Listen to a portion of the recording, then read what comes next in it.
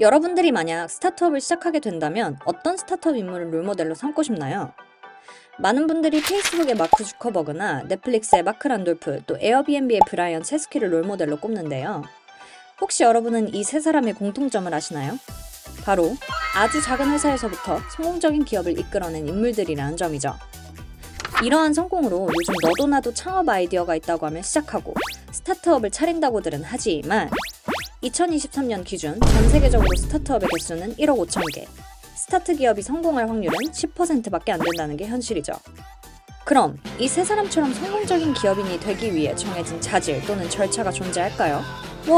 그렇지만은 않습니다. 그들의 스토리를 모두 살펴보면 하나의 작은 아이디어에서 출발한다는 점을 알 수 있죠.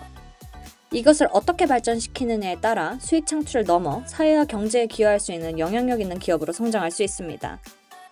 따라서 좋은 아이디어를 구상하고 사업 계획을 설립하는 것은 아주 중요합니다. 이전 단계를 잘 수행해 놓아야만 투자자들에게 좋은 반응을 이끌어 투자금을 유치받을 수 있기 때문이죠. 이와 같이 자기주도적으로 각자의 경영 프로젝트를 이끌어갈 수 있는 인재를 양성하고자 한국의 KBC라는 기관은 2013년부터 9년간 고등학생을 대상으로 1차원적이고 수동적인 학습에서 벗어난 경영 관련 대회, 컨퍼런스, 워크숍을 주최해왔습니다. 이번 영상에서 소개드릴 대회는 바로 Korea Business Competition에서 주최하는 비즈니스 발표대회입니다. 그럼 KBC는 간단하게 어떤 대회인지부터 살펴보도록 하겠습니다.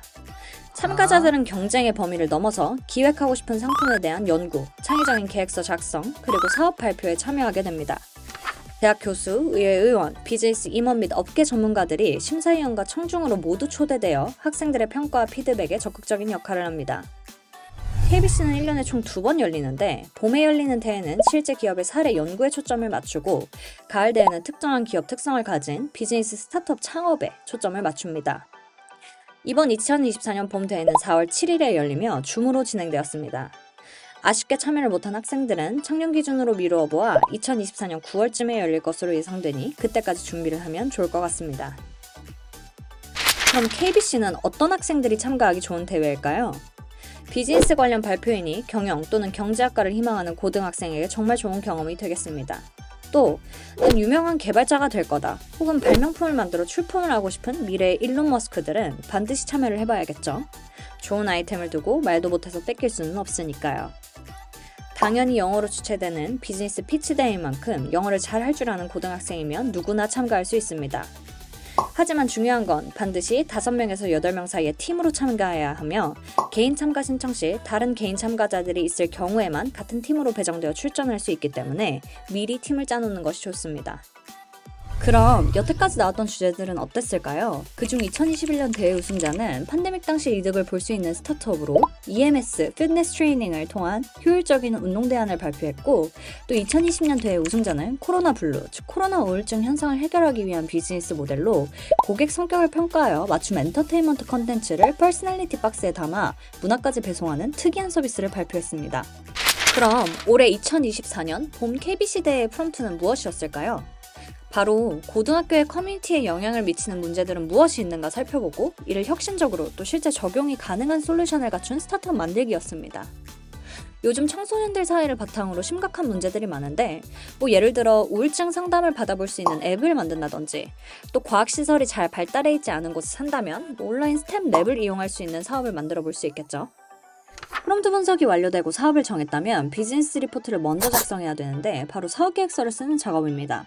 리포트에 적어야 할 요소들은 다음과 같습니다. 또한 리포트 제출 형식이 잘못될 경우 페널티가 적용될 수 있으니 꼭 훑어보세요. 리포트를 작성했다면 프레젠테이션을 7분의 발표 시간에 맞추어 제작하고 연습해야 합니다. 최소 3명의 발표자가 있어야 되기 때문에 발표 능력이 우수한 팀원들을 선발하면 스피치를 전달하는 데 있어 더욱 효과적이겠죠? 발표가 끝난 직후 12분간의 Q&A 세션이 이루어집니다. PT를 모두 경청한 심사위원들과 경쟁팀의 날카로운 질문을 얼마나 논리적으로 받아치느냐가 관건이죠. 발표자와는 별개로 모든 팀원이 Q&A 세션에 답할 준비가 되어 있어야 하니 Q&A 리포트를 따로 준비하고 연습하는 것이 필수입니다. 자, 마지막 코드는 Q&A가 모두 끝난 후 심사가 시작됩니다. 그럼 지금부터 심사 기준에 대해 살펴볼 텐데요. 리포트는 총 30점으로 앞서 리포트 구성에 말씀드렸던 9가지 파트로 이루어져 있습니다. 발표와 Q&A는 각각 35점으로 준비성, 전달력, 실행 가능성, 리서치, 질의응답의 퀄리티 등이 평가됩니다.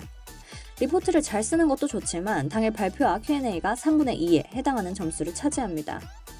그럼 여기까지의 과정이 모두 끝나면 우승자는 클로징 세리머니 때 발표되고 상장은 PDF 형식으로 이메일을 통해 수여됩니다. 여기까지 코리아 비즈니스 컴피티션에 대해 알아보았습니다. 오늘 영상이 유익했다면 구독과 좋아요, 알림 설정까지, 그리고 더 궁금한 대회가 있다면 댓글로 남겨주세요. 지금까지 캐스티아였습니다.